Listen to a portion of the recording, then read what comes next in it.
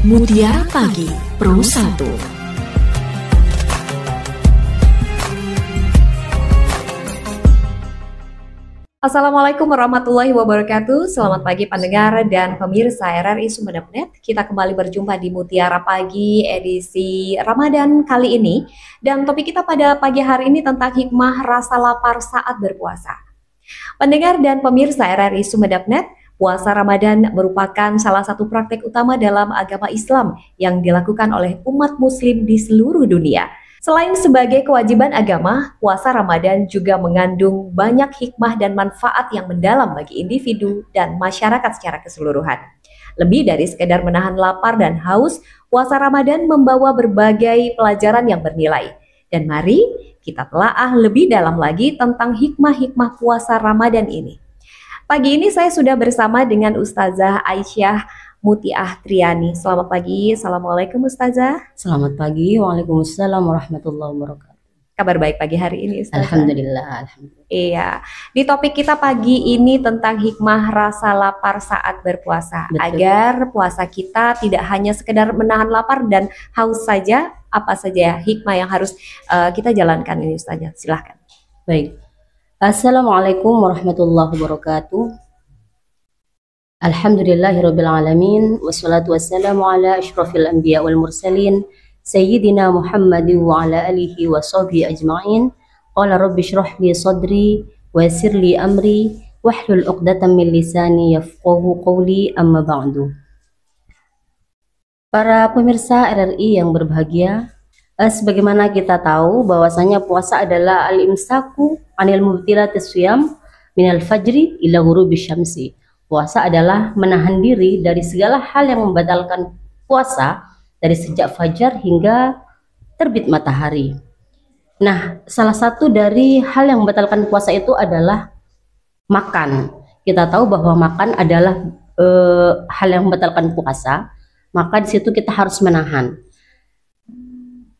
Kita tahu juga bahwa namanya menahan puasa pasti lapar seperti itu. Tetapi lapar yang dirasakan oleh orang yang berpuasa tidak akan sia-sia. Bahkan rasa lapar itu tidak selamanya buruk. Al-Quran di dalam surah Al-Baqarah ayat 155 menyebutkan bahwa rasa takut dan rasa lapar bahkan dijadikan oleh Allah sebagai ujian kesabaran manusia. A'udzubillahi minasyaitonirrajim. وَلَنَبْلُوَنَّكُمْ بِشَيْءٍ مِنَ الْخَوْفِ وَالْجُوعِ وَنَقْصٍ مِنَ الْأَمْوَالِ وَالْأَنْفُسِ وَالثَّمَرَاتِ وَبَشِّرِ الصَّابِرِينَ. Kami menguji kalian dengan sedikit rasa takut dan kelaparan, kekurangan harta, jiwa dan buah-buahan. Sampaikanlah wahai Nabi Muhammad kabar gembira kepada orang-orang yang sabar. Para pemirsa RRI rahimakumullah, menurut Imam Al-Ghazali, lapar dalam berpuasa itu memiliki beberapa hikmah. Yang pertama adalah mensucikan hati. Lapar bisa menjadikan hati menjadi bersih, menimbulkan cahaya akhlak dan mencerahkan mata hati. Ini juga terdapat dalam sebuah hadis Rasulullah bersabda, "Man aja'a batnahu adhamat fikratuhu wa fatana qalbuhu." Barang siapa yang melaparkan perutnya, pasti pikirannya luas dan hatinya cerdas. Man syaba'a wa nama fasa qalbuhu. Barang siapa yang kenyang dan tidur, pasti hatinya keras. Likulli syai'in zakatun wa zakatul badani al-ju'u. Setiap sesuatu itu mempunyai alat pembersih, dan alat pembersih badan adalah puasa. Yang pertama. Yang kedua adalah melembutkan hati. Imam Al-Ghazali juga mengatakan lapar bisa membuat hati menjadi lembut dan bersih, sehingga siap untuk menjalankan ibadah, menjalankan zikir. Karena ada banyak orang yang berzikir, terucap hanya sekedar sampai di lidah, tidak menikmati lezatnya zikir tersebut. Ini tidak sampai dirasakan ke dalam hati. Mengapa? Karena hatinya keras. Maka puasa atau lapar dalam puasa itu menjadi salah satu solusi ketika ingin zikir-zikir kita sampai ke dalam hati. Yang ketiga adalah menghilangkan sifat sombong. Keutamaan lapar selanjutnya adalah menyebabkan pecahnya, hancurnya, dan hilangnya sifat sombong dalam diri manusia. Selama manusia tidak melihat kehinaan dan kelemahan dirinya, maka ia tidak dapat melihat kemuliaan dan kemahaperkasaan Allah. Nah, lapar itu adalah salah satu cara manusia bisa melihat kelemahan dirinya. Yang keempat adalah mengingatkan ujian Allah. Saat kita merasa lapar, kita jadi ingat kepada saudara-saudara kita yang mendapatkan ujian lapar. Kalau kita sendiri laparnya adalah lapar yang diniati, lapar yang memang diperintah oleh Allah untuk lapar. Beda dengan saudara-saudara kita yang laparnya tidak diniati. Dia lapar karena keadaan, dia lapar karena tidak ada yang akan dia makan. Sehingga dari situ muncullah dalam diri kita itu, oh ternyata begini loh rasanya lapar, ternyata nggak enak loh rasanya lapar. Menyebabkan kita kemudian ingat dengan ujian Allah di luar sana yang mengalami kelaparan. Dan dengan hal itu juga bisa menjadikan kita lebih menghargai kepada makanan. Kemudian yang kelima, hikmah lapar dalam berpuasa itu adalah dapat menghancurkan semua nafsu, baik nafsu syahwat ataupun nafsu-nafsu yang lain. Diceritakan dalam sebuah riwayat saat Allah menciptakan nafsu, Allah bertanya kepada nafsu, "Man ana wa man anti?" Wahai nafsu, siapa saya dan siapa engkau? Nafsu menjawab, ana, anta, anta. Wahai Allah, aku, engkau. Karena jawaban nafsu demikian, Allah kemudian memasukkan nafsu ke dalam neraka. Disiksa di dalam neraka, sehingga kemudian nafsu berteriak-teriak minta tolong pengampunan kepada Allah. Lalu Allah mengangkat dari neraka, ditanya kembali oleh Allah, wahai nafsu, man ana wa man anti? Nafsu kembali menjawab, ana, anta, aku, engkau ya Allah. Kembali Allah masukkan ke dalam neraka yang lebih dahsyat, itu neraka jahanam. Allah siksa lagi, di situ nafsu meraung-raung kembali. Lantas kemudian Allah angkat, ditanya kembali oleh Allah, wahai nafsu, man ana wa man anti? Nafsu menjawab, ana, anta, masih dengan jawaban yang sama setelah 3 kali pertanyaan. Lantas Allah cabut rezekinya, Allah buat nafsu lapar, Allah buat nafsu tidak berdaya, Allah buat nafsu lemah. Lantas saat dia lemah, saat dia lapar, Allah bertanya kepada nafsu, wahai nafsu, man ana wa man anti? Barulah nafsu menjawab, anta Robbi wa ana abduka. Engkau adalah Tuhanku, sedangkan aku adalah hambamu. Nafsu menjadi lemah saat dia lapar. Nafsu menjawab sesuai dengan porsinya saat dia dilaparkan oleh Allah. Disinilah salah satu dari hikmah lapar dalam berpuasa, yaitu mengendalikan hawa nafsu. Selanjutnya, para pemirsa RRI rahimakumullah, hikmah dari lapar saat berpuasa adalah mencegah tidur sehingga fokus ibadah malam. Orang lapar itu biasanya memang tidak bisa nyenyak tidurnya. Dia akan terbangun karena perut yang keroncongan. Sebaliknya, orang yang banyak makan akan menyebabkan dia sering ngantuk. Orang lapar tidurnya terganggu karena perutnya yang membangunkan dia. Nah, sehingga karena dia terus dibangunkan oleh perutnya yang lapar, dia lebih mempunyai banyak waktu untuk beribadah. Hikmah yang selanjutnya, dapat mendekatkan diri kepada Allah. Lapar bisa memudahkan seorang hamba untuk tekun dalam beribadah.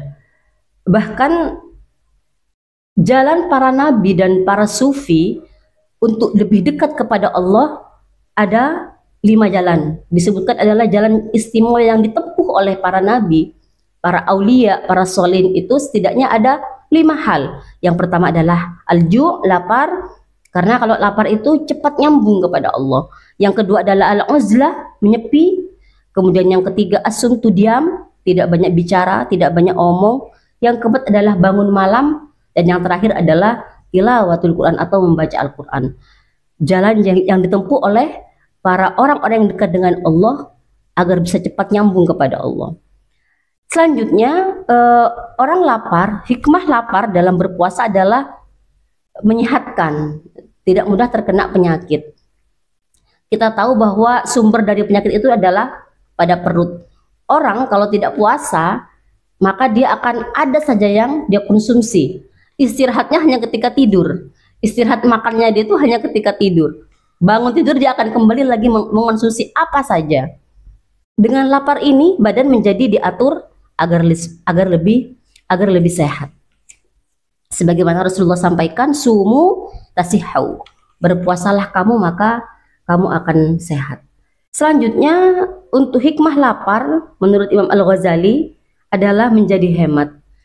Dengan lapar seseorang itu menjadi hemat, makanya otomatis akan menjadi lebih sedikit, belanjanya juga sedikit gitu ya. Berbeda dengan orang yang banyak makan, maka belanjanya juga menjadi pengeluarannya menjadi lebih banyak dan bisa-bisa kemudian bahkan jatuh kepada sifat rakus. Dan yang terakhir tentang hikmah lapar bagi orang yang berpuasa, dapat memungkinkan dirinya untuk mengutamakan orang lain karena dia tahu rasanya lapar tidak enak, maka kemudian dia mengutamakan orang lain. Dia menjadi orang yang lebih empati, dia gemar bersedekah, dia gemar berbagi kepada orang-orang du'afa. Ya mungkin demikian paparan saya tentang hikmah lapar bagi orang yang berpuasa.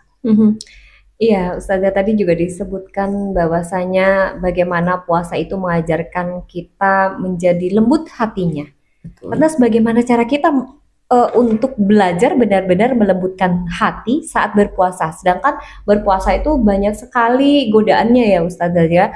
Ada yang kadang ada yang menyudut emosi gitu. Ada yang membuat kita menjadi sesuatu yang curiga dan lain sebagainya Ustazah. Bagaimana cara? Ya baik, kalau melihat dari definisi puasa tadi ya, definisi puasa tadi adalah imsak, menahan makan, minum dan hal-hal yang membatalkan puasa.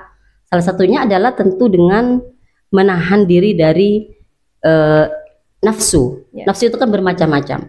Ya, ada nafsu syahwat, ada juga nafsu yang bermacam-macam. Termasuk nafsu amarah. Bagaimana kita bisa menahan diri dari nafsu amarah itu, bisa menahan emosi kita. Kalau memang benar puasa kita itu adalah benar-benar berpuasa yang sebenarnya, berpuasa yang memang karena Allah, bukan berpuasa karena terpaksa dan segala macam, pasti otomatis kita bisa menahan itu karena memang ini latihan kita, riyadhah kita untuk bisa mencapai kepada derajat-derajat yang tinggi, untuk bisa mencapai kita menjadi orang yang lebih bertakwa. Maka untuk melembutkan hati tadi, kalau kita memang benar-benar berpuasa yang sebenar-benarnya, tidak hanya sekedar ritual saja, maka pasti kita bisa menahan hal tersebut, menahan emosi dan segala macam. Tidak menanggapi orang yang menyulut emosi kita, seperti itu. Jadi kita kita belajar untuk ini puasa saya apakah benar-benar berpuasa atau hanyalah puasa sekedar ritual. Jadi segala sesuatunya lillahi ta'ala. Betul segala sekali. Sesuatunya kita laksanakan, kita perbuat hanya karena Allah semata. Otomatis nanti akan lembut ya hatinya ya Ustazah, betul sekali. Gak tersulut emosi. Ya, kata kuncinya adalah lillahi ta'ala tadi itu, karena Allah. Ya, apa hukumnya menahan lapar dalam Islam ini Ustazah? Menahan lapar karena apa ini dulu? Menahan lapar karena tadi yang disebutkan banyak sekali ya, karena memang niat berpuasa. Kemudian yang tidak diniatkan karena memang kelaparan, dan selanjutnya rasa empati yang tadi memang disengaja berpuasa tapi bukan di bulan Ramadan seperti itu Ustaz. Ya, memang di luar Ramadan itu kan ada puasa-puasa yang disunahkan ya, disunahkan. Makanya tadi gini, lapar itu ada lapar memang lapar diniati ya, memang lapar yang termanage seperti itu. Ada lapar karena kelaparan, ini jelas berbeda, jelas berbeda. Lapar yang memang diniati, kalau sekarang ini pada saat sekarang ini ya, yang sedang lagi rame-ramenya, ada istilah intermittent fasting, ya, seperti itu. Ini juga bagian dari cara kita, ini kalau dari segi medis ya, cara kita untuk menyehatkan badan adalah menahan lapar itu, mendetoks tubuh, betul, dengan berpuasa, mendetok tubuh kalau di dalam dunia medis gitu ya. Bahkan dikatakan ketika seseorang yang melakukan program ini merasakan lapar yang luar biasa, tapi karena dia belum masuk pada waktunya makan, belum masuk pada jendela makan, dia kemudian bolehannya kan hanya minum seperti itu. Di situ kalau dia punya sel kanker, sel kanker itu akan makan selnya sendiri. Karena kelaparannya itu. Jadi laparnya itu membuat selnya memakan dirinya sendiri. Seperti itu. Ini dari sisi medis. Ya. Kalau dari sisi agama, seperti yang saya sampaikan tadi, puasa memang tidak hanya kalau di bulan Ramadan memang wajib, mau tidak mau harus dilakukan seperti itu. Tapi di luar dari itu, Rasulullah banyak mengajarkan kita untuk berpuasa. macam-macam. Kalau kita mau mengikuti dari setelah Ramadan itu ada puasa Syawal yang biasa dilakukan Rasul itu puasa Senin Kamis. Iya, Kemudian Daud. ada puasa Daud, ada puasa Ayyamul Bid setiap tanggal 13, 14, 15 setiap bulan Bulannya. Hijriah seperti itu. Ini menunjukkan bahwa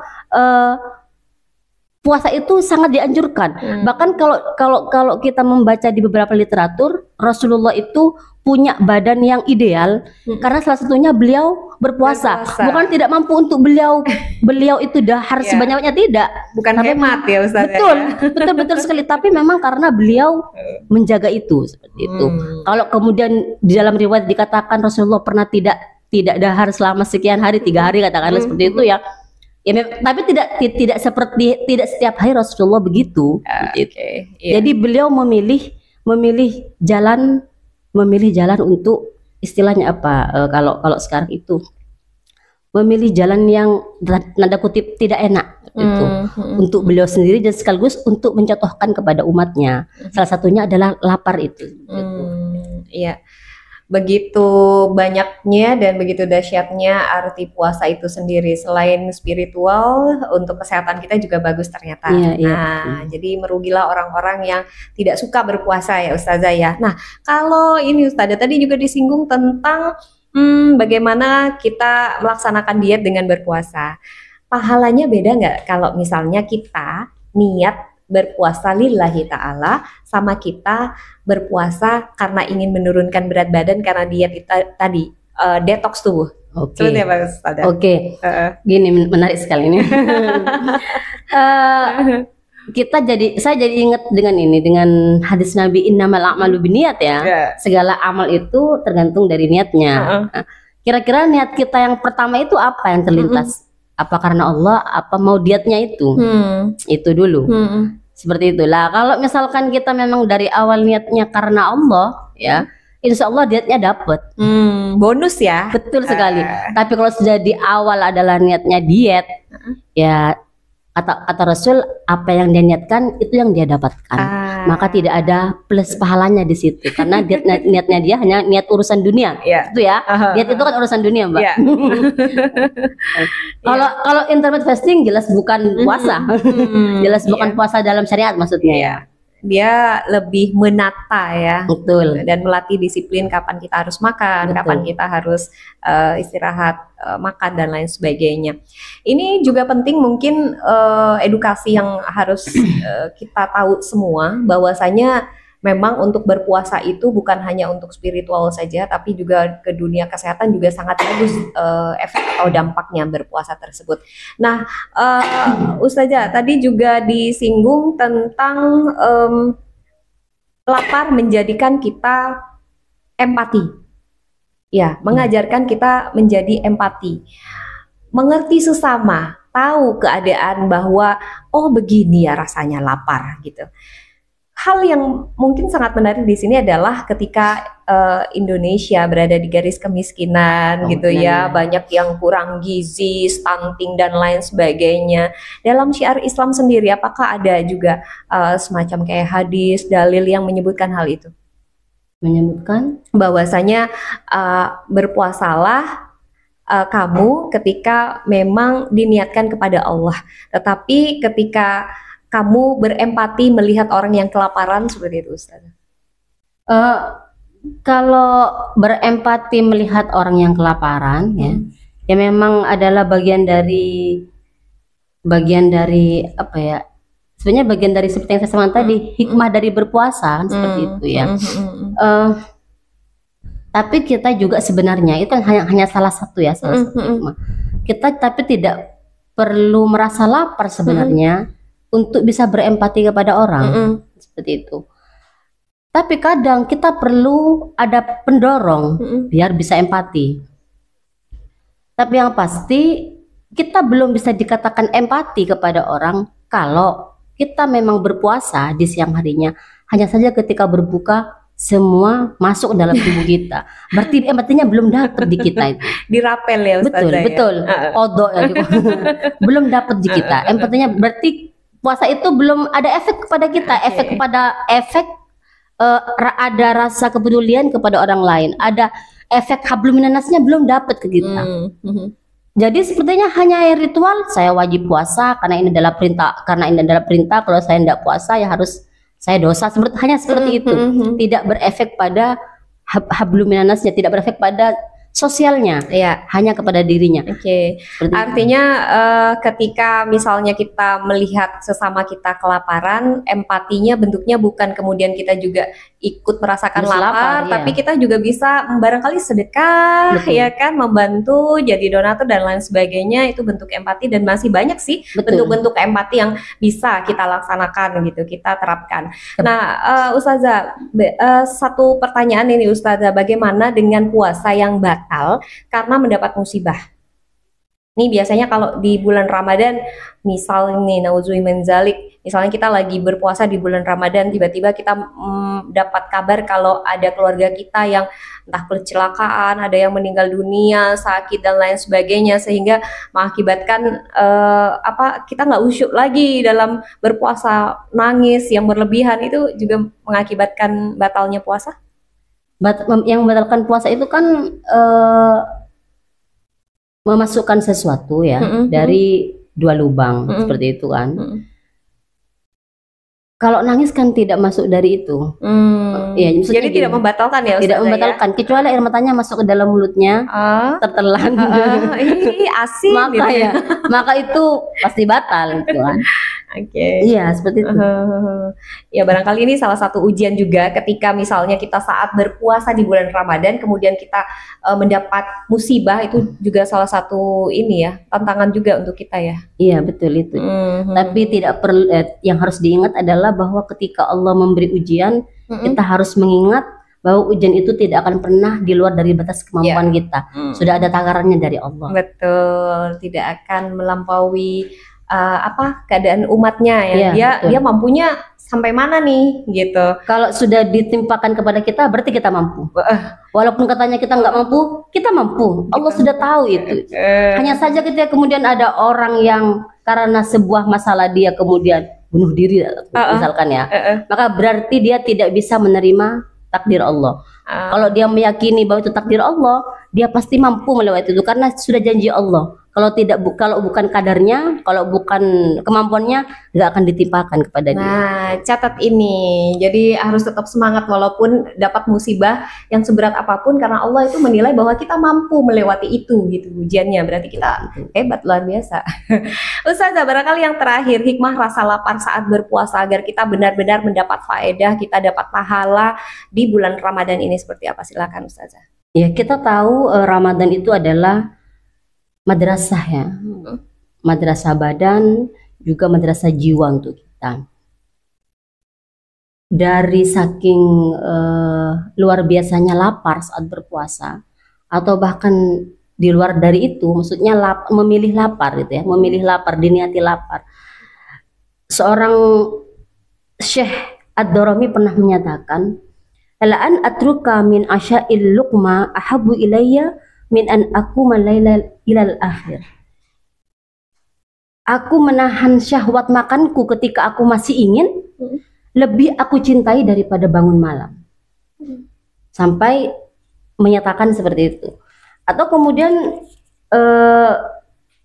seorang sufi di zamannya yang bernama Yahya bin Mu'ad, beliau berkata, andai lapar itu dijual di pasar, maka orang-orang yang mengejar kehidupan akhirat ketika dia datang ke pasar, dia tidak akan membeli sesuatu yang lain kecuali lapar. Dari saking betapa besarnya hikmah dan keutamaan lapar. Tapi ini lapar yang diniati ya, bukan lapar kelaparan, bukan lapar karena keadaannya, tapi memang lapar yang diniati. Di tengah dia mampu untuk apa saja bisa dia konsumsi, dia memilih lapar. Seperti itu. Jadi mungkin itu. Baik pendengar dan pemirsa RRI Sumeneb.net, terasa lapar saat berpuasa memiliki hikmah positif bagi mental dan spiritual, seperti meningkatkan rasa syukur, empati, dan juga kepedulian sosial. Puasa Ramadan merupakan lebih dari sekedar menahan lapar dan juga haus.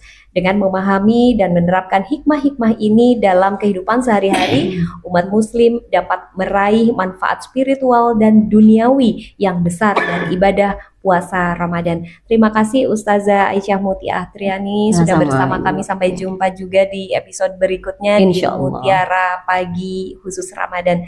Dan Insya Allah. pemirsa serta pendengar, saya Diana dan juga Ustazah Aisyah Mutia undur diri. Wassalamualaikum warahmatullahi wabarakatuh. Waalaikumsalam warahmatullahi wabarakatuh.